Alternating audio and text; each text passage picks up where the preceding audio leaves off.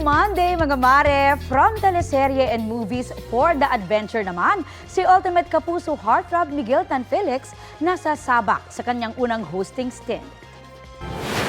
Para yan sa upcoming travel show na Planet XP na partnership ng GMA Network at National Council for Children's Television bilang grantee ng National Endowment Fund for Children's Television. Sa Planet XP, bibisita si Miguel sa ilang komunidad para ma-experience ang iba't ibang kultura. Magagamit daw ni Miguel sa show ang mga natutuhan niya sa kanyang mga solo travel. Mapapanood ang 5-part infotainment show na Planet XP mula sa May 2 tuwing Sabado 6:30 p.m. sa GMA. Matagal ko nang hinihiling na magkaroon ng isang travel show.